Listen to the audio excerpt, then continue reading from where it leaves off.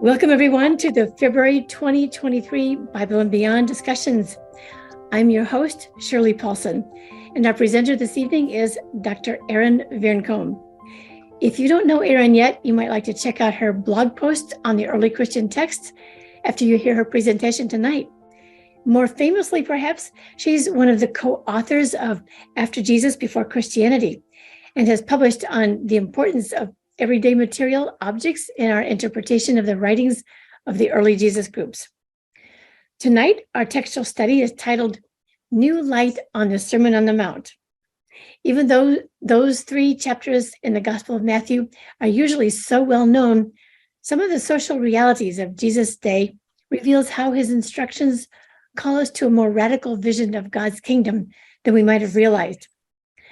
I do want to mention before we turn it over to Erin, not to your surprise here, that we encourage and appreciate your ongoing support via Patreon. I'm sure you know it costs us money to produce this Bible and Beyond discussion, as well as the podcast and the blog post on the Early Christian Text website.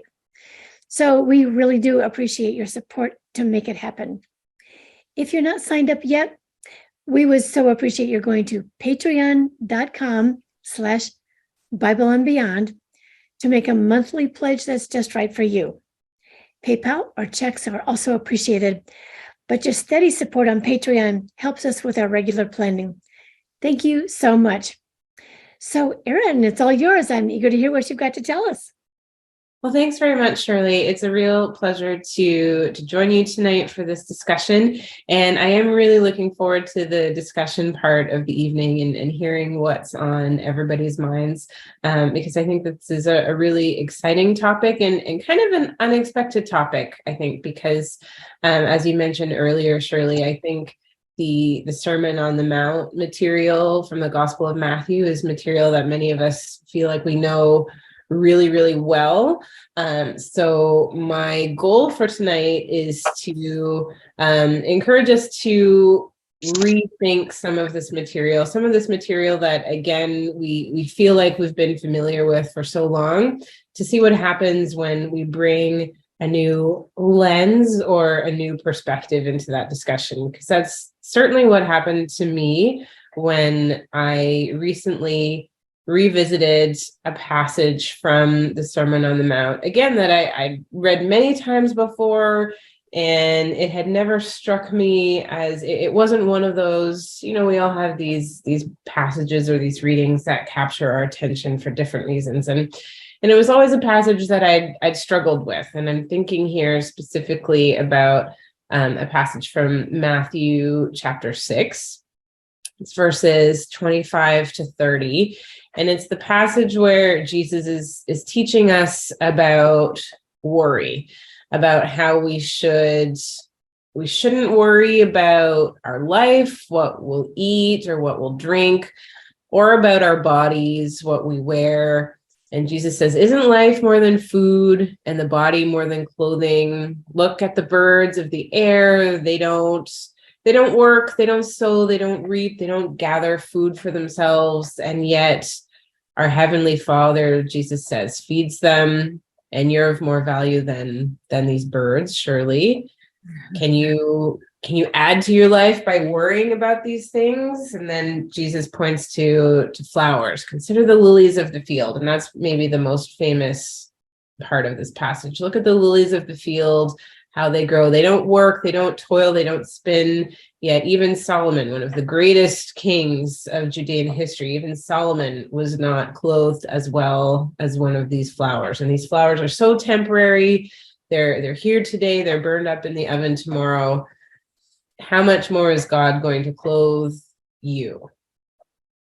And I've always struggled with this passage for a couple of different reasons. First of all, I'm a very anxious person by nature. I tend to worry about as many things as I can possibly worry about. And if I've resolved one worry, I'm going to move on to the next one. My partner is always telling me, well, if you don't have one thing to worry about, you're going to find 5 more. So this command not to worry has always been a particular challenge for me. And the passage always seemed I don't know. I'm going to use the words a bit naive here, a bit, unrealistic. How is it possible?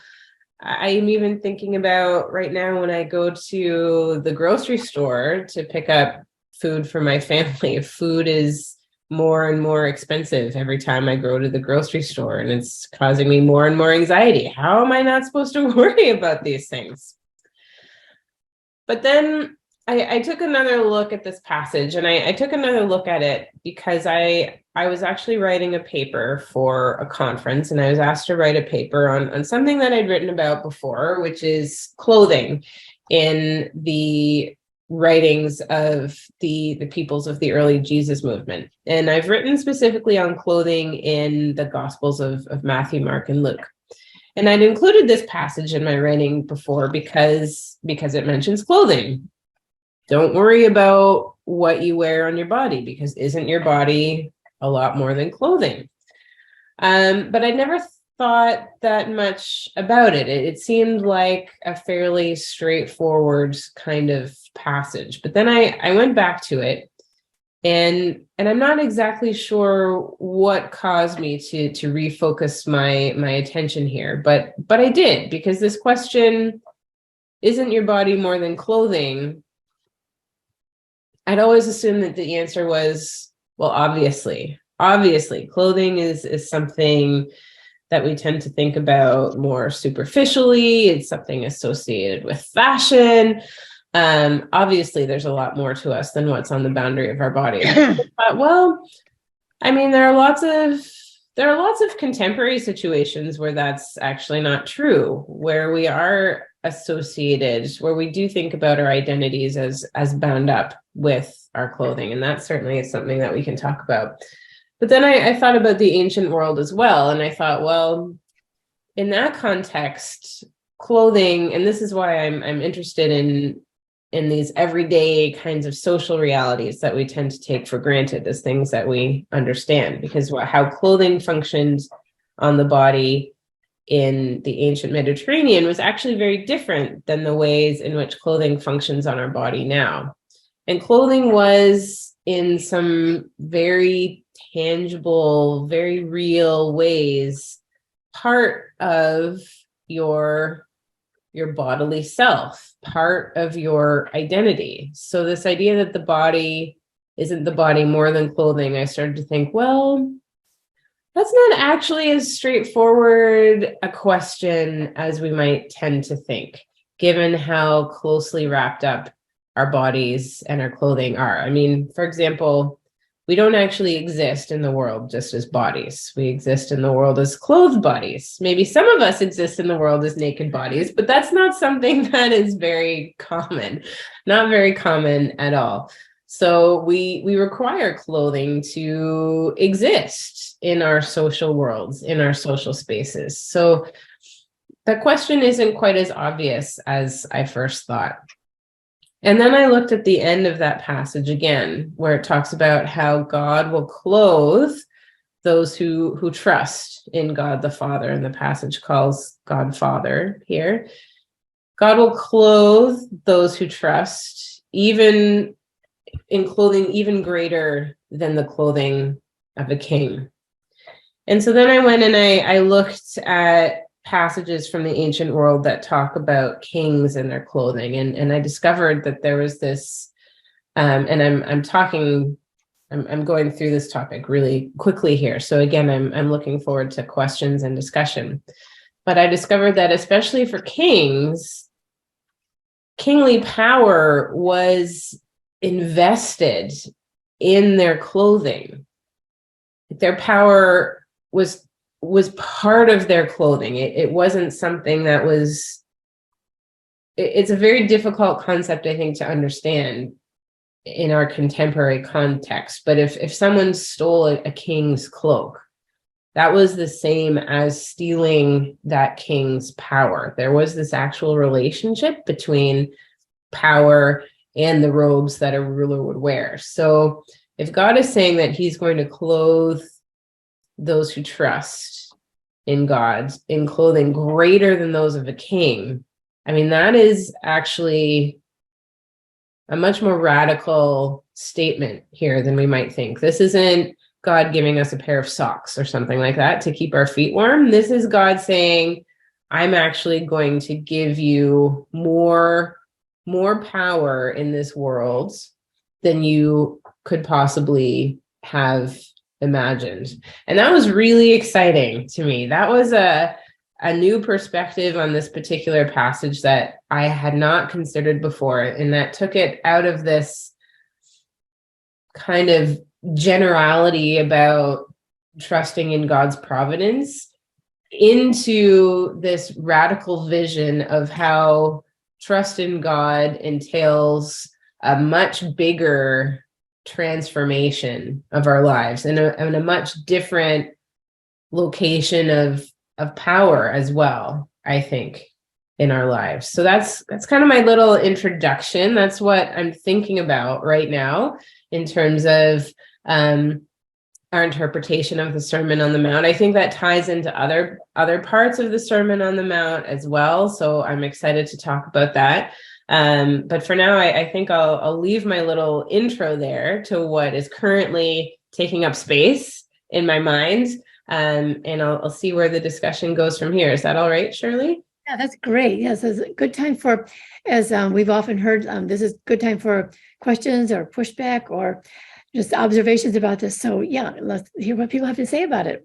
I might start off the conversation by saying, I'm trying to relate to the idea of being empowered by my clothing. I think in a way, we've seen, it reminds me a little bit of My Fair Lady, where she was taught to dress herself and clothe herself in a way that garnered respect, and in a way that seems like it's a relationship to power also. But you're pushing us into an understanding of where God fits in. I think that's a whole new way of thinking about God in my clothing, which I'd never thought of before.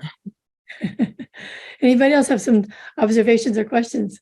I have a question. So when people were thronging Jesus and trying just to touch the edge of his whatever, knowing that would bring healing, do you think there's a relationship there to talking about?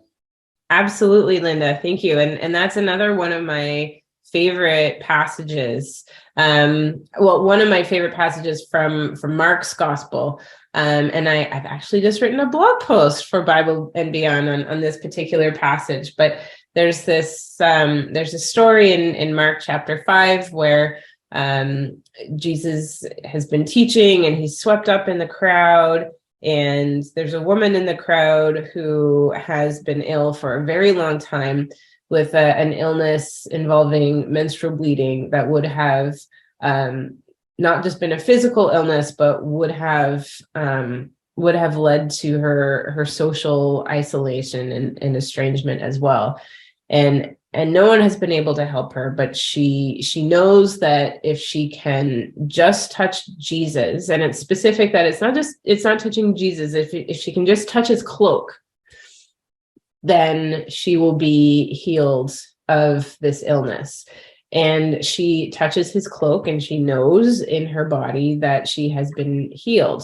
And Jesus too feels power leave his body in the touching of the cloak.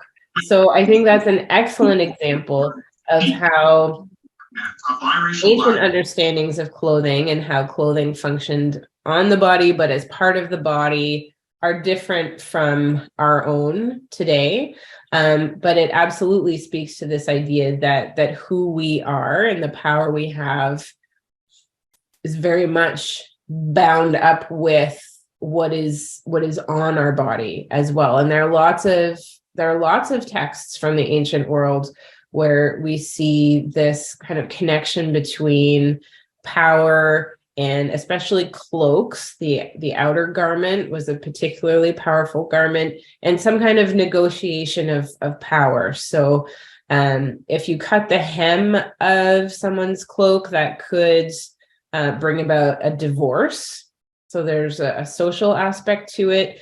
But we also hear about prophets who would include a little piece of the hem of their cloak along with the delivery of a prophecy as proof that their prophecy was valid. So there are different cases in which we see this relationship between cloaks and power, and touching a cloak or cutting the hem of a cloak as this taking or receiving of different kinds of power. So that's definitely a great example. Great. And we see Maureen has her hand up. So Maureen, unmute yourself. Well, I get the prophets and their cloaks and Jesus and his cloak, but I'm just a regular person. What about my clothes? All I can think for me right now is I deal with some anxiety too, Erin. Mm-hmm. And there are times I'll go through my clothes and my jewelry and I'll put on what I call my armor, because I feel like it is the truest representation of me. And so when I go out into the world and I'm dealing with things that I feel anxious about, my stuff doesn't have power, but it's what it represents to me. So yeah, but I still want to have a magic cloak. Yeah, I think we would all like to have a magic cloak sometimes. And I think as well, even though I've been emphasizing that how clothing functioned with ancient bodies is different than our own, there are some ways in which I think we can still consider how clothing gives us certain kinds of power or a sense of power in our daily lives. And there have been some really interesting examples, even in the media, in the past little while. So there's an interesting, hopefully you find this detail relevant, but there's a really interesting case here in Canada. I'm based in Toronto, there's a former member of the military who does not deserve to have his name mentioned, but he did some terrible, terrible things. And usually in Canada, when a member of the military leaves or retires, their uniform is taken back by the military and repurposed for other soldiers. In this case, this individual's uniform was burned by the military. So I feel like that's, an interesting way in which we can consider how we connect clothing to individual bodies and to individual people, right? The fact that this uniform needed to be burned, I think, was quite significant. But to go back to the biblical passage from the Sermon on the Mount, I think what I really want to emphasize here is that, I've previously read this as a kind of like, don't worry about things. God's going to take care of you. Everything's going to be fine. And that's still true on a baseline level. But I think what's going on here is something much more powerful, because God is saying, like, not only am I going to clothe you, but this is beyond just keeping you warm. This is beyond just like keeping you socially acceptable. This is about giving you, and we have to remember that Jesus is probably talking to people who didn't have much at all, were struggling to make it through on a day-to-day basis. And God is here saying, I am going to give you the clothing of kings, which would be equivalent to saying, I am going to give you more power in my kingdom than you have ever been able to manage, to imagine. That's what I meant. Than you've ever been able to imagine in your current social situation. So this is a radical claim. And it's a similar kind of claim to what I think is going on in the Lord's Prayer as well. And that comparison might be helpful here. So a professor I used to work with, who's now at Harvard, wrote a piece on the Lord's Prayer and debt relief or amnesty decrees in the ancient world. And he looked at how much the Lord's Prayer has in common with amnesty decrees that ancient kings would grant to their subjects under really exceptional circumstances, in order to argue that, again, this is not just a nice kind of platitude here. These are radical acts of care by sovereign figures for their subjects. So in the same way that this gifting of kingly clothing is this radical act of care, the kind of forgiveness that we see happening in the Lord's prayers is likewise this radical act by a ruler in exceptional circumstances, again perceived as an extreme act of special care of the kingly subjects. So again, I'm just pushing us to consider how much more powerful these texts might be than we've been thinking about them recently. So fascinating. Thank you, Erin. See, we have a couple of hands up. So Anne, why don't you go ahead and unmute yourself? Thank you, Erin. This is really a wonderful idea.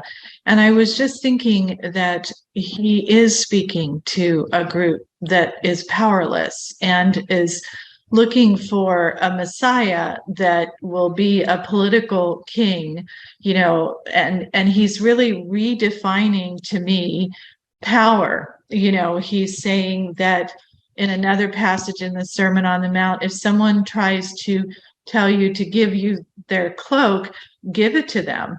In other words, that power doesn't come from you. It doesn't come from Rome or a king. It solely comes from me, and you are never without it. It seems like he's speaking to that innate dominion of Genesis 1. And he's speaking to the fact that you don't need to worry about feeling powerless because I empower you. I give you all the power there is to give. And that's just a lovely thought to think about. And so thank you. Very interesting, Anne. Thanks. And I see Toto has his hand up. Go ahead and unmute yourself, Toto.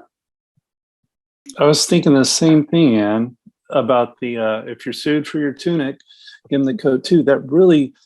That makes sense in light of this passage that you shared. When that's your identity is with that kingdom principle or kingdom principle, then you don't need it. You can let it go. I love that. Mm-hmm. I think it's kind of interesting what you're bringing out here too is not only empowerment, but actual identity. I mean, when people are living in such a patriarchal, hierarchical society, it seems like he's transcending the identity issues too, as well as just as the power that they need. Mm-hmm. Is that right? Or am I reading too much into that? No, I think that's absolutely right. And I want to go back to what Anne mentioned too, as a redefinition of power here. So this is a different kind of social power than people were used to, not necessarily what they were expecting. But this power, again, is based on extreme acts of care, being cared for, not just by God, but caring for others as well. And the example of if someone wants your tunic, give your cloak as well, is also really helpful here, because that is a radical act of care for somebody else. And again, it's one of these writings that we might tend to take for granted, especially given how the passage is usually translated, which is usually translated as if someone wants your shirt, then give them your coat as well. And in the ancient world, there weren't shirts and coats the way we have them now.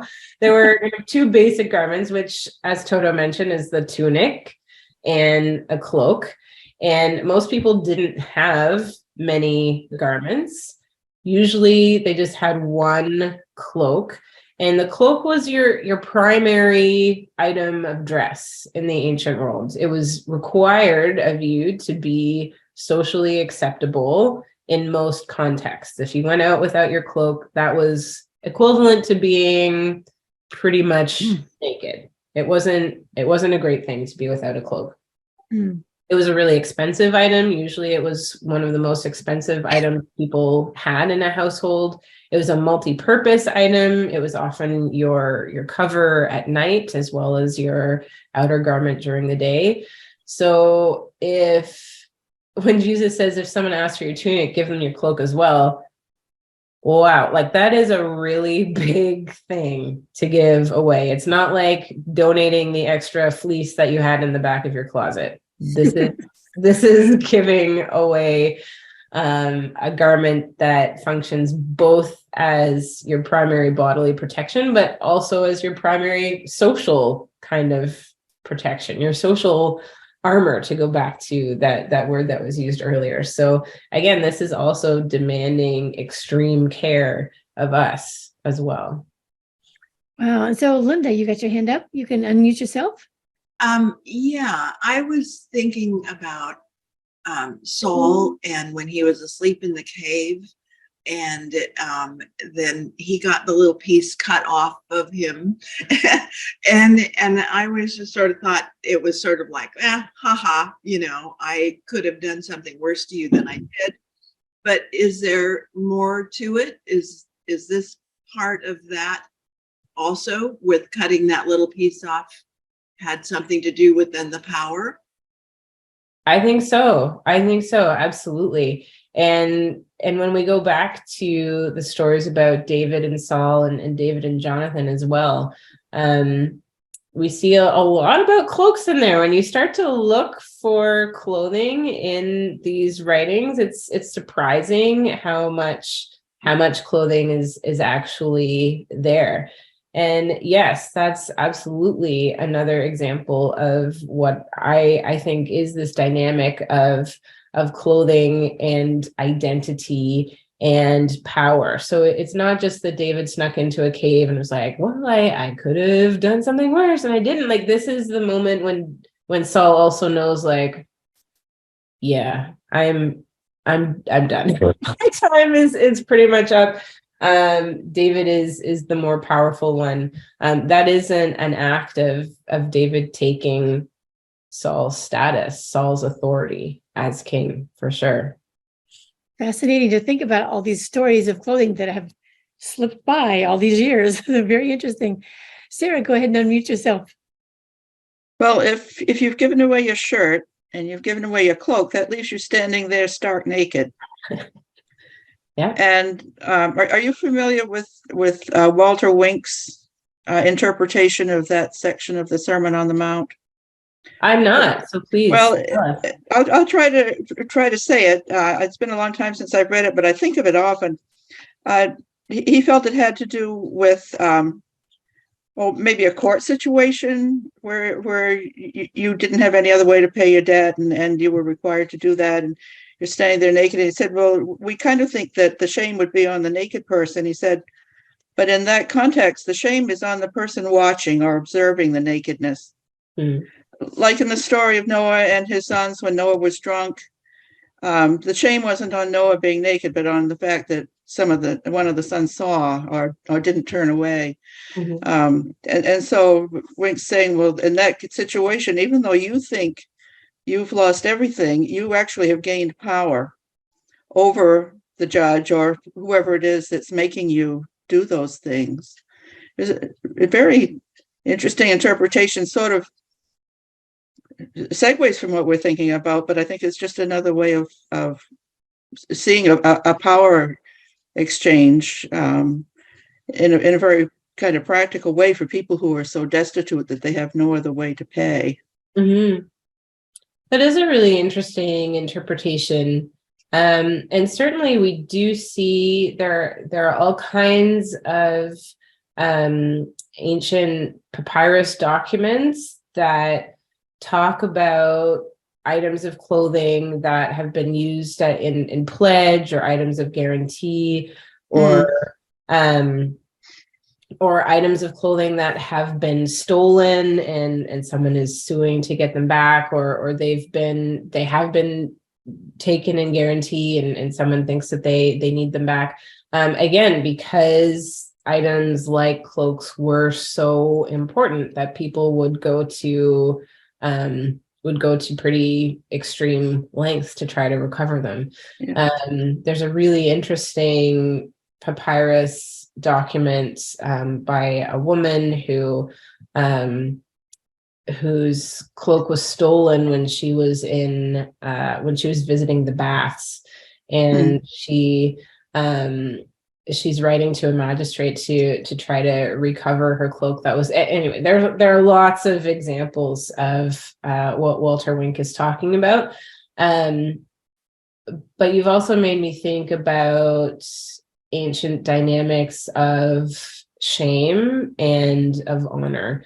If we're talking about a redefinition of power here, I do think that honor and shame would go into that redefinition as well, because honor was actually the greatest social value in this context. In the ancient Eastern Mediterranean, what people wanted more than anything else wasn't something like money or something we might value today. It was honor.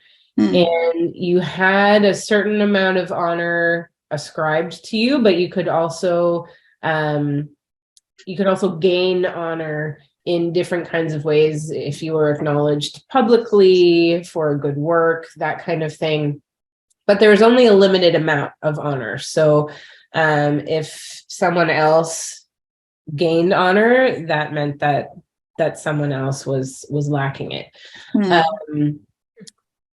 And honor was typically a value associated with Roman citizens, with public Roman males, whereas shame was associated with private space, especially with women.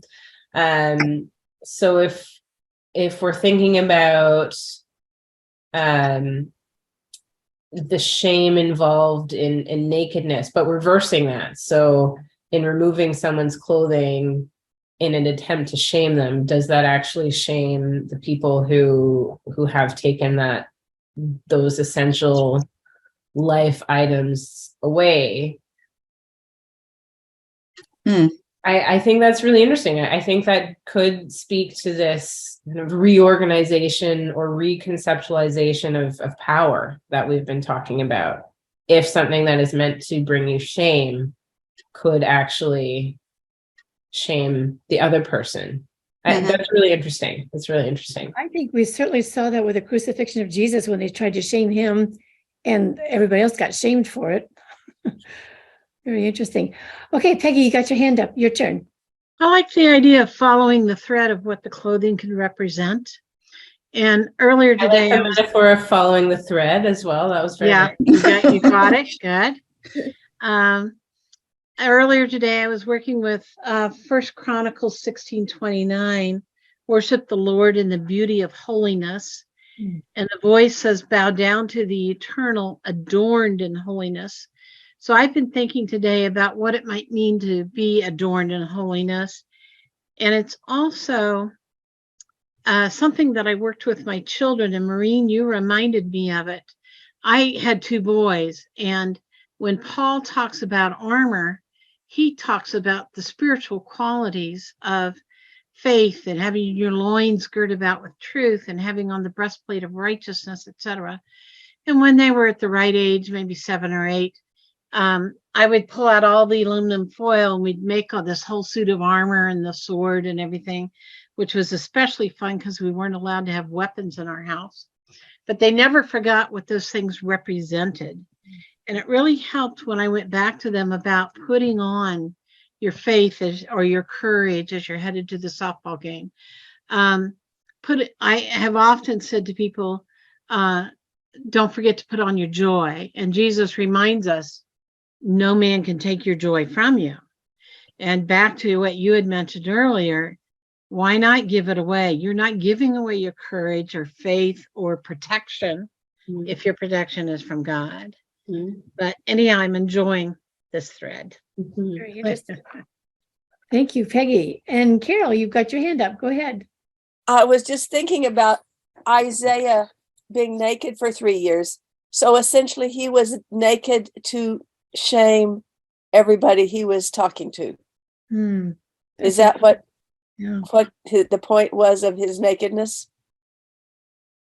Yeah, I mean, it could very well be. I think that does speak to this this potential reversal of something that would typically be viewed as bringing shame. And nakedness was a state associated with shame, also a state associated with death. We see a lot of connection between nakedness and death in the ancient world. So intentional nakedness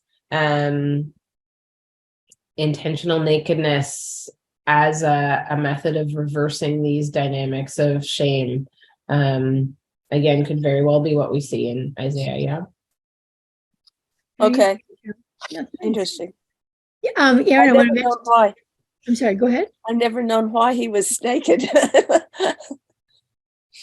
It's a big question. I want to mention to you, Erin, that Toto has left a message in the chat that I want to read. He's pointing out that the Gospel of Thomas 37 also speaks to this. And I'm just going to read the saying 37 that Toto is quoting for us here. He says, his disciples said, when will you be shown forth to us? And when shall we behold you? Jesus said, when you strip naked without being ashamed, and take your garments and put them under your feet like little children and tread upon them, then you will see the child of the living, and you will not be afraid. As usual, the Gospel of Thomas twists everything around in circles. Yeah. Yeah, I'm reading again Gospel of Thomas 37. And thank you, Toto, for putting that in the chat. In Gospel of Thomas, I think it's 36, Gospel of Thomas 36, also speaks about clothing in an unexpected way. But it's very similar to, well, it has a parallel with Matthew 6, as Jesus says, don't be anxious from dawn to dusk. And again, that mentions food and what you eat. It mentions your robe or your cloak, what you clothe yourself in. Then at the end, it says something like, and I don't have it in front of me, so I'm sorry about that, but and having clothing, something, and the text is unfortunately fragmentary there. And then it ends by saying, well, who can add to your stature? That one will give you your clothing. And adding to your stature, again, I think that's both a bodily thing, that is both a physical thing. So the ideal body in the ancient world wasn't something static. It wasn't something that you just had or didn't have. It's something that required constant work and negotiation. And the ideal body was male, it was free, but it was also broad in the shoulders and narrower at the hips. So adding to your stature, that was a physical thing. But again, it also referred to your social status, your social stature. So who might help you take up more space in this world, physical space and social space, that one will give you your clothing. So some really interesting stuff in the Gospel of Thomas to consider in this conversation as well. Well, in 36, I went and got it for us here. And it just says, great. From dawn till dusk, or even evening until morning, don't be anxious about what you will wear. Oh, is that it? That's it. Okay. Okay. I've got one with more than that, Shirley. Okay. Go ahead and tell us what you have. And this is from Mark Madison. Madison, okay. Jesus said, don't be anxious from morning to evening or from evening to morning about what you'll wear. You're much better than the lilies, which don't work or spin. When you have no clothes, what will you put on? Who can add one moment to your life? That's who will give you your clothes. It's just a little different perspective on that one as opposed to the adding to your stature. Those remind me of Job. Yeah. Grace, you got your hand up. Thank you very much for all the background on this and putting things together. But I really saw where Jesus was an equalizer. because to me, he was letting them know how much God loved them. And it didn't matter whether they wore those rich, fancy clothes, if they were, a rabbi hierarchy, or if they were just a poor little shepherd boy, like Shirley was saying, just grateful to have maybe one set of clothing. That was a really radical move and thought, because he was stripping away power from clothing, or pride from clothing, or even having an identity complex, because someone wasn't as dressed as wealthy as another. And it all pointed to God's care and how God loved all of them. And sometimes I don't think I know once or twice the Bible will say where Jesus moved with compassion, or when the kingdom of, or he helped others to see that kingdom of heaven was present. I don't think the Bible relates as much how much Jesus loved mankind and expressed that love of God. And so this is truly very thought-provoking, and I thank everyone. It reminds me, Erin, of, again, with the lilies being clothed. Do you think of lilies as being clothed, or are they in a different category?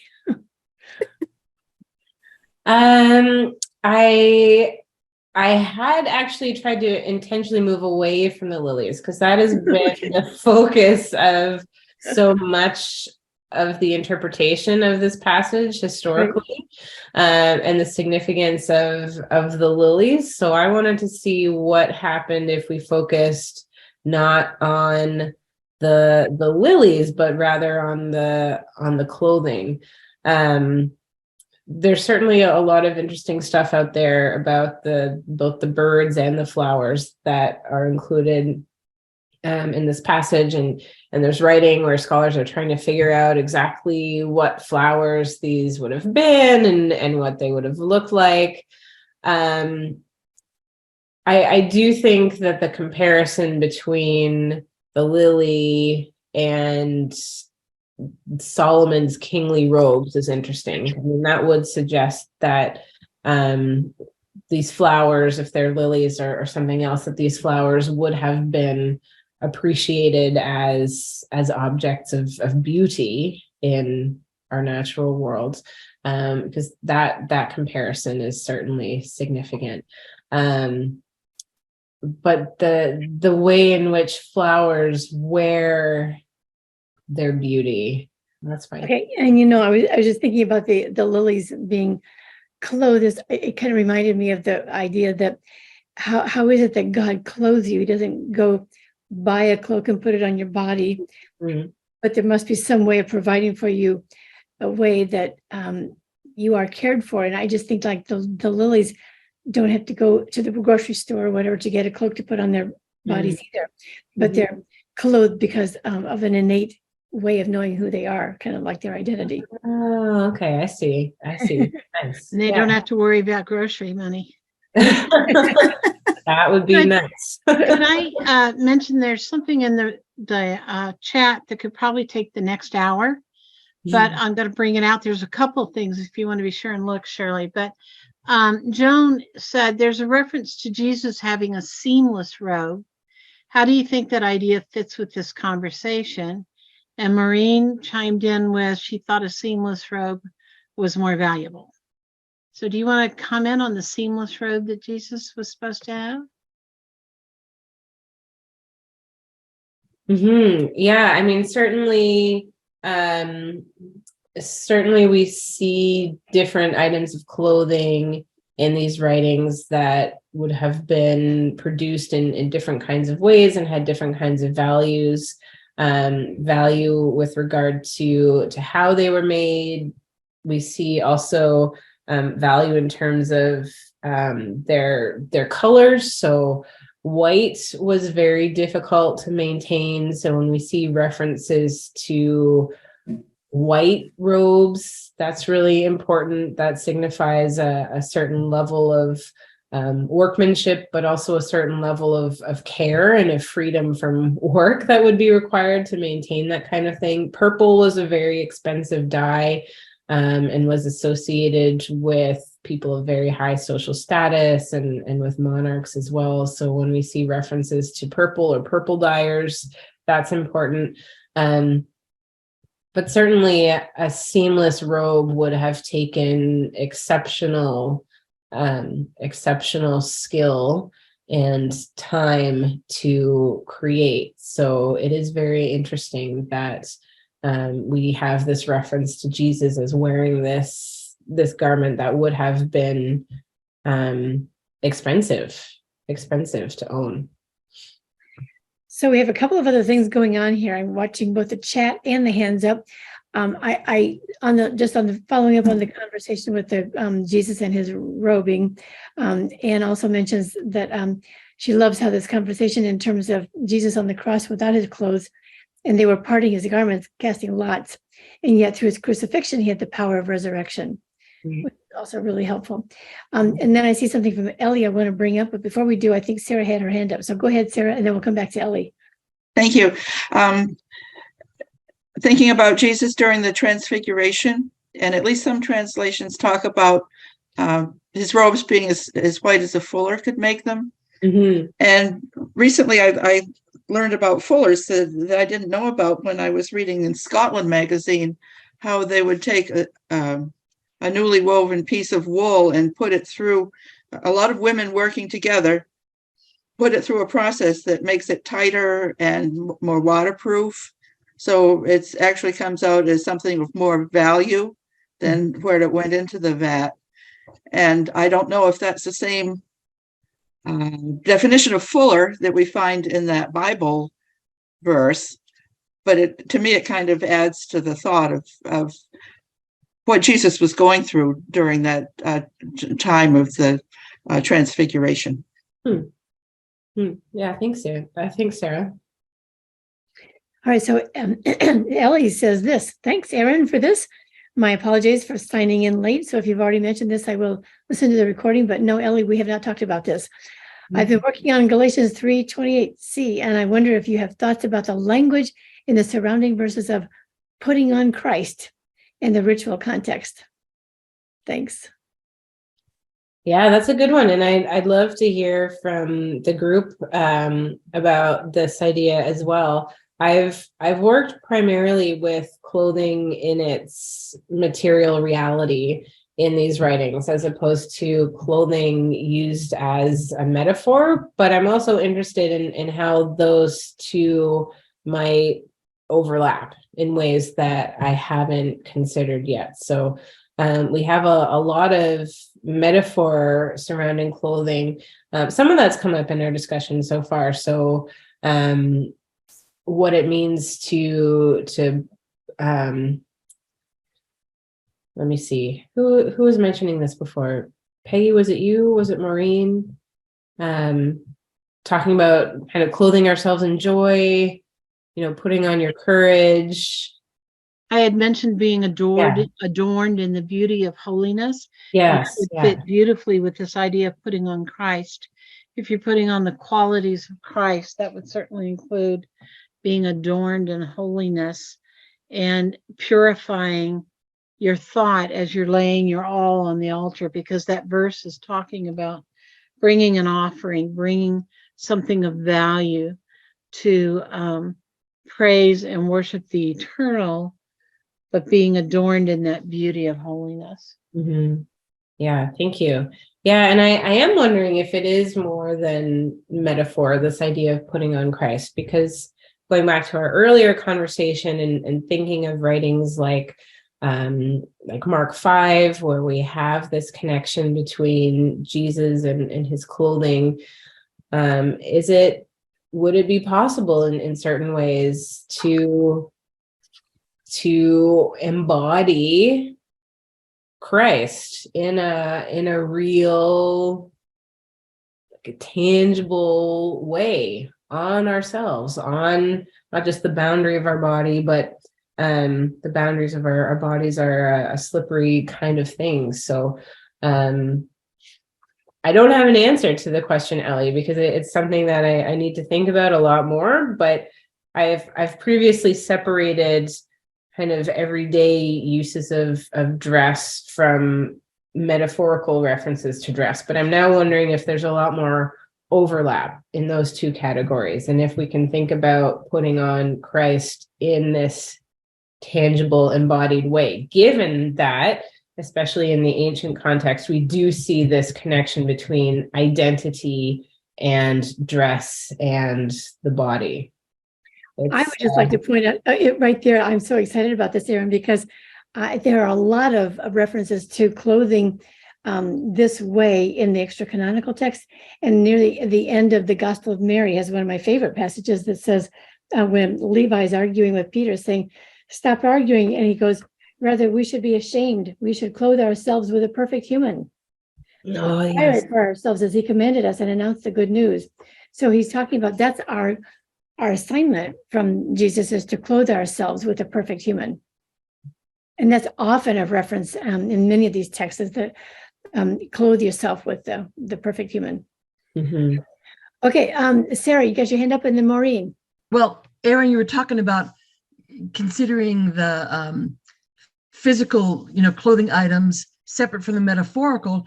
But if we're to understand how much Jesus in his parables especially used common everyday things to speak of spiritual matters, then it would make sense that if clothing is such a critical item in there, that there would be a very direct translation to clothing your inner self as being as critical as how you clothe your, like you say, the boundary of your physical body. Yeah. So, I can't wait to go back and read more clothing things.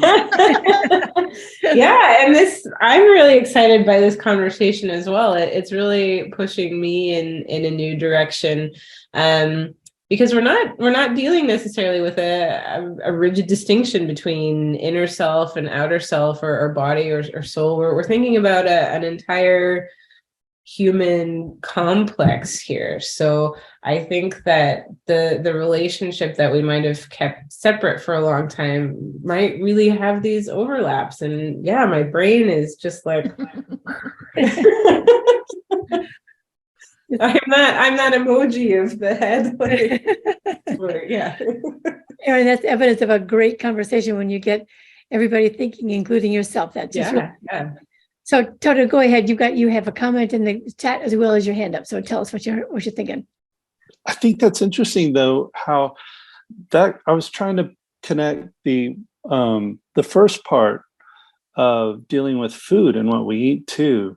And that really puts that kind of in a cool context too, because he so often, makes reference to being the bread of life and taking my body, and the water of life, that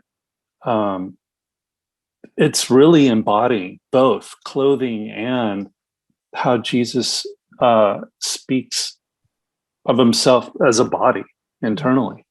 Mm-hmm. And you also pointed out in the chat that your understanding is, Galatians, where'd you go here? I saw you, is considered by scholars as the earliest epistle of Paul as well. So, and then Ellie comes back. Well, she's saying that probably First Thessalonians, unless there are new garments for dating that I'm not aware of yet. And then she says, I hope we can stay in touch about this, Erin. The baptismal context of the Galatians passage indicates change of clothing associated with putting on Christ too. So lots going on with this. Boy, we got 2 minutes left, everybody. So Carol and then Grace, and we might need to call it quits then. But Carol, go ahead. Okay, very quickly. The thing in Mark with the naked man running, I heard one time that was it was in a cemetery area, and that the person had been dead and was running. Also, somebody had mentioned the thought of it was Mark. And the idea of Mark having been raised from the dead while all of this was going on. I don't know if that's what would have happened, but the possibility of that. Oh. Interesting. I have never heard that interpretation, so that's really interesting. I do love that passage too. I've always found it very strange that Mark includes this detail about this unnamed young man who runs away naked from the scene, and there are so many ways of looking at that short passage. I feel like we could have another discussion on that. Maybe I should do a little blog post on that one. That would be great, Erin. Yeah. Speaking of which, I hope you all look up Erin and her blogging. She's on the early Christian texts. Okay, Grace, you're the last one. Oh, thank you for taking me. In reference to what others have said about the water of life, that brings to mind what Jesus said to the Samaritan woman. I will give you living waters. And then my body, I've always thought it meant the body of all his teachings, his works, his teachings and his demonstrations. And when he said blood, well, that was his life work, what turned out to be Christianity and emphasizing the goodness and love of God toward his creation. And the part about running away naked and everything, I know someone told me sometime that nakedness could also stand for feeling defenseless, like the man, the Gadarene. He felt defenseless. And that's why I love the story about how they thought that whatever you wore had power. And then Jesus was telling them it wasn't in the clothes. It's like he told the woman who touched his hem, he said it was the faith. It wasn't the hem that did it. And I love this in-depth study. I look forward to these meetings. Thank y'all so very much. Really appreciate it. That was a lovely conclusion. Yes, I think you can tell, Erin, that we've had a great time with you tonight. This has just been terrific. So we got to close it out here tonight. And I just want to thank everybody for your participation, your thoughts, your questions. And this was the February 2023 textual study for the Bible and Beyond discussions titled New Light on the Sermon on the Mount, led by Dr. Erin Vearncombe. So once a month from 8 to 9 p.m. Eastern Time on Monday nights, generally the 4th of the month, we provide a discussion of one or more of the early Christian texts. One of our knowledgeable scholars leads these sessions, sharing a well-framed overview of these early Christian texts and allowing participants time to ask questions and share their insights. So you might like to know that next month our topic is, what else did the disciples do beyond the Bible? Dr. Christine Shea will return as our guest scholar, and that'll be on March 27th. And just in case you might have forgotten, we rely on your regular donations to be able to produce these textual studies. We're so grateful to you for those of you who've already pledged your support on Patreon. You're the ones who keep us going. If you haven't become a subscriber yet, please go to patreon.com/BibleandBeyond to make a monthly pledge. And remember that your contribution helps us keep producing podcasts and blog posts and discussions, the newsletter, and much more on a regular basis. PayPal or check is also an option that we certainly appreciate. Check the website, earlychristiantexts.com, for details. And thank you so much.